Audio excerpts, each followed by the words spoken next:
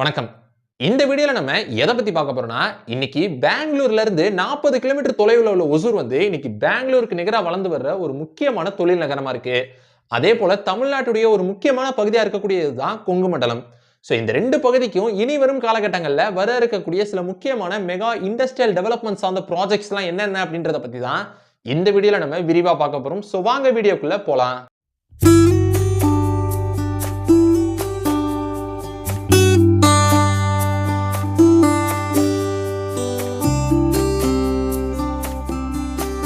நம்ம லிஸ்ட்ல ஃபர்ஸ்ட் பார்க்க போற மெகா ப்ராஜெக்ட் அப்படின்றது Hosur new SIPCOT industrial park. ஒசூர்ல ஏற்கனவே 2 சிப்காட் இண்டஸ்ட்ரியல் பார்க் அப்படின்றது இருக்குது. இதோட சேர்த்து தான் இப்ப புதுசா 3ஆவதா ஒரு சிப்காட் இண்டஸ்ட்ரியல் பார்க் அப்படின்றத 3000 ஏக்கர் நிலப்பரப்பளவுல ரூபாய் 1800 கோடி ரூபாய் செலவுல இந்த ஒரு புது சிப்காட் இண்டஸ்ட்ரியல் பார்க் அப்படின்றதையும் கொண்டு வர போறாங்க. அது மட்டும் இல்லாம கிருஷ்ணகிரி டிஸ்ட்ரிக்ட்ல உள்ள நாகமங்கலத்துல ரூபாய் 1000 கோடி ரூபாய் செலவுல ஒரு இண்டஸ்ட்ரியல் ஹவுசிங் டவுன்ஷிப் அப்படின்றதையும் கொண்டு வர போறாங்க. இதோட சேர்த்து ஒசூர்ல ஒரு டெர்மினல் அப்படின்றதையும் கட்ட போறாங்க. நம்ம லிஸ்ட்ல செகண்ட் பார்க்க போற மெகா ப்ராஜெக்ட் அப்படின்றது Salem mega food park. Salem டிஸ்ட்ரிக்ட்ல உள்ள பெரிய சிரகப்படியில ஸ்டேட் கவர்மெண்ட்டும் சென்ட்ரல் கவர்மெண்ட்டும் இணைஞ்சு ரூபாய் 173 கோடி ரூபாய் செலவுல 70 ஏக்கர் நிலப்பரப்பளவுல இந்த ஒரு மெகா ஃபுட் பார்க் அப்படின்ற ப்ராஜெக்ட கொண்டு வர போறாங்க. 2019ல அறிவிக்கப்பட்ட இந்த ஒரு ப்ராஜெக்ட ஸ்டேட் இண்டஸ்ட்ரீஸ் டெவலப்மென்ட் கார்ப்பரேஷன் அதாவது சிட்கோ தான் இந்த ஒரு ப்ராஜெக்ட முன்னெடுத்து செய்றாங்க. இந்த ஒரு ப்ராஜெக்ட மொத்தம் 3 பேஸா பிரிச்சிருக்காங்க. அதுல இப்ப பேஸ் 1 பணிகள் அப்படின்றது முடிஞ்சிருச்சு. இப்ப கரண்டா பேஸ் 2 உடைய பணிகள் வந்து முடியிற நிலையில இருக்கு. அடுத்து வரும் 2025ஆம் ஆண்டு மார்ச் மாசத்துக்குள்ள பேஸ் 3 பணிகளும் முடிக்கப்பட்டு இந்த ஒரு மெகா ஃபுட் பார்க் அப்படின்றது முழுமைக்கு முடிக்கப்படும் அப்படின்னு சொல்லப்பட்டிருக்கு. அப்படி வர இருக்கிற இந்த ஒரு மெகா ஃபுட் பார்க்ல நிறைய வேல்யூ ஆடட் ப்ராடக்ட்ஸ் அதாவது ஃப்ரூட்ல இருந்து எடுக்கப்படுற ஜாம், மில்லட்ஸ், ஸ்நாக் ஃபுட்ஸ் மாதிரி நிறைய வேல்யூ ஆடட் ப்ராடக்ட்ஸ் இங்க தயாரிக்கப்பட இருக்கு. அப்படி இந்த ஒரு மெகா ஃபுட் பார்க்ல இந்த வேல்யூ ஆடட் ப்ராடக்ட்ஸை தயாரிக்கிறதுக்கு தேவையான எல்லா ஃபெசிலிட்டிஸுமே செஞ்சிருக்காங்க.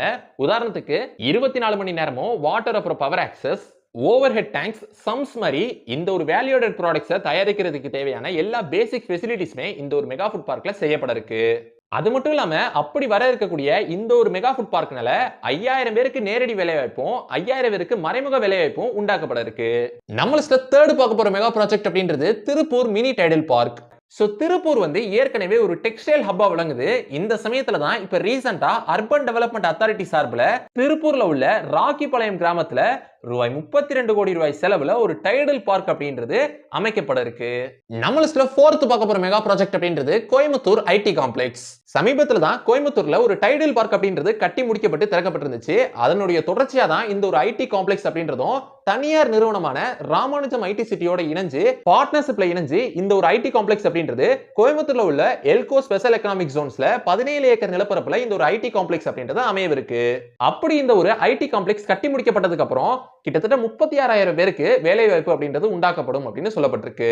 நம்ம லிஸ்ட்ல 5ஆவதா பார்க்க போற மெகா ப்ராஜெக்ட் அப்படின்றது கோயம்புத்தூர் ஜுவல்லரி பார்க். நவம்பர் 2024 உடைய ஸ்டார்டிங்ல நம்ம தமிழ்நாட்டுடைய முதலமைச்சர் ஸ்டாலின் அவர்கள் கோயம்புத்தூருக்கு அரசு முறை பயணமா போயிருந்தாரு.